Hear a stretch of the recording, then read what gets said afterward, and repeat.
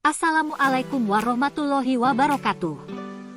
Kami dari kelompok 5 mata kuliah pemahaman tentang peserta didik dan pembelajarannya. Anggota kelompok 5 adalah Ulfa Mubarokah, Rizky Kurnia Dewi, Suryani Indah Pratiwi, Yurista Prestika, dan Tiffany Aprilia Irianti. Berikut penjelasan dari kami mengenai beberapa 3 kasus. Kasus 1. Bayangkan jika Anda adalah seorang guru matematika di kelas 7. Saat ini, Anda hendak menyampaikan materi mengenai matematika sosial, yakni mencari nilai rata-rata, NIN. Untuk memudahkan peserta didik dalam memahami pembelajaran, Anda mencoba untuk membuat urutan atau langkah-langkah yang perlu diikuti oleh peserta didik, agar dapat mencari nilai rata-rata pada sebuah soal. Anda meminta kepada peserta didik untuk mengerjakan soal yang Anda berikan.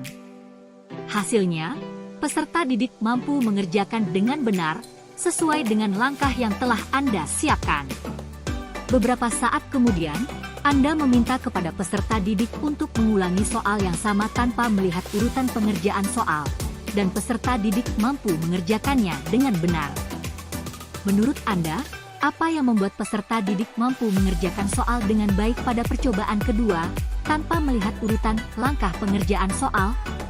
Yang membuat peserta didik mampu mengerjakan soal dengan baik pada percobaan kedua adalah karena adanya pengulangan yang dilakukan oleh peserta didik, di mana mereka sebelumnya mendapatkan penjelasan secara detail yang diberikan oleh guru mereka sehingga pada percobaan kedua mereka tidak mengalami kesulitan. Hal ini selaras dengan salah satu teori belajar behavioristik yang dipopulerkan oleh Ivan Pavlov, di mana teori ini menyebutkan bahwa siswa dapat belajar dengan melakukan latihan yang dilakukan secara terus-menerus agar menghasilkan perilaku yang terjadi secara otomatis. Hal ini juga diperkuat oleh Edward Thorndike yang mengemukakan bahwa manusia belajar dari pengalaman percobaan yang dia lakukan. Sebagai seorang calon guru, dalam kegiatan belajar yang seperti apa metode di atas dapat diterapkan? Elaborasi jawaban Anda dengan menyertakan teori yang berkaitan. Metode yang diterapkan pada pembelajaran tersebut adalah metode latihan soal dan penugasan. Hal ini berdasar pada teori belajar behavioristik yang berfungsi sebagai dasar penguatan pada implementasi metode belajar. Menurut teori ini, perubahan perilaku peserta didik disebabkan oleh adanya interaksi antara stimulus dan respon. Pemilihan teori ini berkaca pada kelebihan yaitu, teori behavioristik mampu menghasilkan suatu perilaku yang bersifat konsisten terhadap bidang tertentu, serta teori behavioristik mampu mengoptimalkan bakat dan kecerdasan peserta didik yang sudah terbentuk sebelumnya melalui kegiatan pengulangan dan pelatihan yang berkesinambungan. Kasus kedua. Rina adalah seorang guru di kelas 1 SD. Sebagian besar, peserta didiknya belum bisa berhitung dengan lancar. Rina sedang memikirkan cara yang sesuai untuk membantu setiap peserta didik menyelesaikan tentang belajarnya. Menurut Anda, apa yang dapat Rina lakukan untuk membantu peserta didiknya sesuai dengan tahapan perkembangan usia? Menurut kami, anak kelas 1 SD memulai perjalanan belajarnya dengan pengenalan dasar, termasuk pengenalan angka dan kemampuan berhitung. Kemampuan berhitung menjadi dasar penting dalam kehidupan sehari-hari. Penting untuk diingat bahwa setiap anak memiliki kecepatan belajar yang berbeda-beda, sehingga penting bagi kita untuk memastikan bahwa mereka memperoleh pemahaman yang sempurna. Ada 3 tahap pengenalan berhitung yang penting untuk diberikan pada anak-anak berusia SD kelas 1.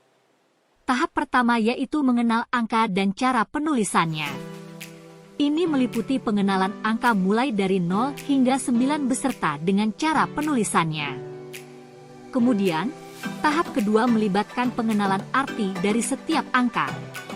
Misalnya, dengan memperkenalkan angka 2 berarti kita menyebutkan bahwa ada 2 item atau benda. Tahap ketiga adalah dengan mengajarkan anak-anak untuk menghitung jumlah benda. Mulailah dengan memberikan benda-benda yang sedikit, misalnya 2 atau 3 item, kemudian bertambah seiring perkembangan kemampuan berhitung anak-anak. Tunjukkan anak-anak cara menghitung dengan menggunakan jari-jari mereka dan gunakan manipulatif sederhana lainnya. Mengapa Anda menyarankan hal tersebut? Elaborasi jawaban Anda dengan menyertakan teori yang berkaitan. Kegiatan pembelajaran yang kami sarankan di atas sangat erat kaitannya dengan teori belajar konstruktivisme, yaitu menyediakan benda-benda di sekitar serta beberapa permainan yang berhubungan dengan hitung-menghitung karena kemampuan kognitif anak usia 7 tahun memasuki level C1, C2, dan C3. Kasus ketiga. Made adalah seorang guru yang mengajar di salah satu sekolah negeri wilayah Bali. Ia mengampu mata pelajaran bahasa Indonesia. Ia hendak mengajarkan materi teks deskripsi pada peserta didiknya. Pada buku cetak yang menjadi panduannya saat mengajar, terdapat beberapa contoh teks deskripsi menceritakan tentang bangunan-bangunan pencakar langit yang ada di ibu kota. Dengan memperhatikan latar belakang setiap peserta didiknya, Made pun mencoba untuk memberikan contoh berbeda. Ia memberikan contoh teks deskripsi tentang pantai dan makanan khas di Bali. Menurut Anda, apakah pertimbangan dan keputusan Made sudah sesuai? Mengapa demikian? Berdasarkan kasus yang dipaparkan, menurut saya pertimbangannya sesuai dengan keadaan sosial, akan lebih memudahkan siswa untuk memahami materi, dibandingkan harus berandai-andai dengan keadaan yang tidak pernah dilihatnya secara langsung. Sedangkan pantai dan makanan khas adalah hal yang sehari-hari dan biasa bagi para siswa di Bali. Keputusan Made tersebut sudah sesuai, karena Made sebagai seorang guru ingin memberikan contoh yang konkret kepada siswanya, agar memudahkan mereka dalam pembelajaran. Prinsip apa yang Made gunakan dalam kasus tersebut? Elaborasi jawaban Anda dengan menyertakan teori yang berkaitan. Prinsip yang Made gunakan pada kasus tersebut merupakan pembelajaran yang relevan dan mendasar pada teori belajar konstruktivisme, yaitu adanya interaksi sosial individu dengan lingkungannya atau sebuah pembelajaran yang dirancang sesuai konteks lingkungan dan budaya peserta didik. Pemahaman karakteristik peserta didik sangat menentukan hasil belajar yang akan dicapai. Karakter peserta didik harus menjadi perhatian dan pijakan pendidik dalam melakukan aktivitas pembelajaran. Menurut Piaget, Dahar, 2011, 159, secara garis besar penekanan teori konstruktivisme terletak pada proses untuk menemukan sebuah teori atau pengetahuan yang ditemukan dan dibangun atas realita di lapangan.